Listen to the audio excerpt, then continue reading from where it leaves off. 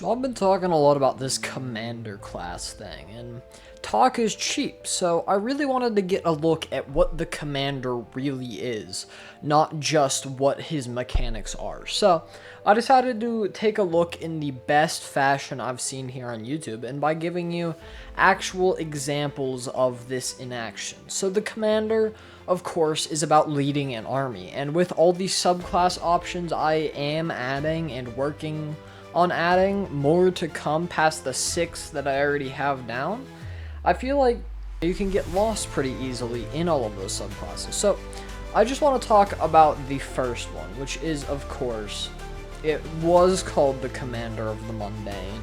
It is now called the Warlord because I felt like Commander of the Mundane felt mundane. And I am working to rename most of the subclasses, but just for reference, the Commander of the Mundane is now the Warlord. And if you want to see any of this stuff for yourself, the link to the doc will be in the description. But so the Warlord, he is basically your run-of-the-mill commander. He's the leader of the town guard, a small military leader, not like the general or something, but lower down. Those are the kinds of people that are encompassed by the Warlord, and so I thought I would make a little example character. Say, maybe I actually thought of this whenever I was making the class. A heir to the throne of some sorts, like a baron's daughter or son or whatever it may be, who walks around with this small troop of people. They're troops, but they're more guards to them than they're under their command. It's more these people are guarding these other people more than there is a leader, there is a commander, there's like a general of sorts. It's more of a just a, you know, completely separate entity that's giving them orders. But that's the one that I thought of originally. But as I've been creating this class, I had this vision of a carnival sort of band. So imagine this, there has been this carnival that has traveled the land for centuries now, changing members constantly. And there was this one ringleader, a Dwarven fellow, who had joined about 50 years ago, and he'd been a crowd pleaser of the utmost importance to the show. He was the ringleader everybody went to see. Almost everybody who went to see him in the recent times were absolutely blown away by his performance. But recently this circus had been shut down due to some trafficking that was happening, whether that be drugs, people, other things, contraband of some sorts. That's all up to you if you want to, interpret this. But he had this special bond with these two performers, these two trapeze artists, they're dancers, they're very elegant in their movements, they have these sorts of smooth movements, and that's why I feel like he works more under the tactician, which used to be called the commander of the precise. He has these two highly experienced women who back him up. And that also, the whole carnival thing can leave open things where campaigns can go, where maybe you're looking for all other members of your carnival, and that can lead to more interesting troops other than just soldiers that are under your command. So that's sort of the example I always liked for the tactician. The primeval commander. This was originally commander of the spirits being more fey. I was debating between commander of the fey. Commander of the spirits gave more of a ghosty feel, more of that vibe. I didn't really like that. I didn't really like commander of the fey. I didn't really like the commander of things, but I decided to go with the primeval commander here. Just a little bit of a link to, if you know Destiny 2, that's where that comes from. But the primeval commander is, I always liked the image in my mind of a little girl. They're called satyr. I'll put an image on screen if you need it. But this little satyr girl who always loved these spirits. She, of course, is a fae and came from the Feywild, and she would play day in and day out with these spirits, running off through the woods away from her small little town, until eventually she grew to be a bit older. She's still pretty young, maybe 10, 12. and she ended up accidentally finding a rift between the dimensions, between the planes, and she ended up in the material plane, and she wandered the material plane for quite a while, but she could find these connections to these spirits that she used to play with, and she could call upon them and do a battle formation if she ever needed to. So that would be amazing for the commander. Of course, the necromancer. Now, I feel like necromancers get a bit of a bad rap.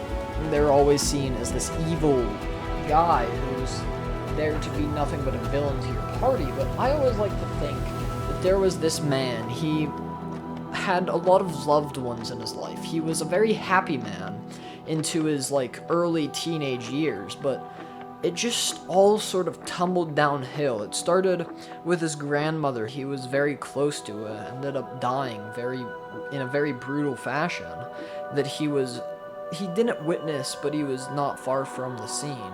And he saw all of these people get ill and die. He watched his life fall apart, and he once sat down by the graveyard where all of his family members were now buried, and he vowed to bring them back.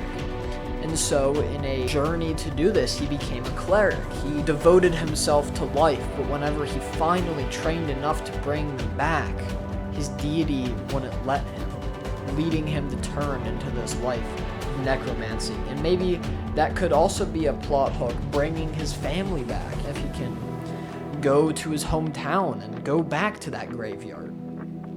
Because, of course, he was exiled due to these sorts of things. There are countless threads you can follow, like the Phantom Tactician, which is the Illusioner, or whatever it may be. I really like the Phantom Tactician here. That is my favorite of the names. This is probably the one that's least likely to change that in the Primeval Commander. But the Phantom Tactician is this commander of illusions.